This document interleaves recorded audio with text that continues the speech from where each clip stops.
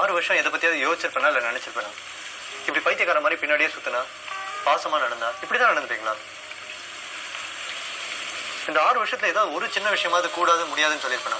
அவளை கேட்டு பாருங்க. அவனோட எல்லா பர்த்டே ஒரு அழுகையா வரும் தெரியுமா சில சமயம். சார், இப்படி சிரிச்சு சூசைடுக்கு நீங்களே காரணம் இருக்கு. அந்த பொண்ணு இன்னொரு கல்யாணம். இந்த பொண்ணுங்களே இப்படிதான் சார். மிகப்பெரிய பொய் சார். திடீர்னு ஒரு நாள் தூக்கி போட்டுருவாளுங்க.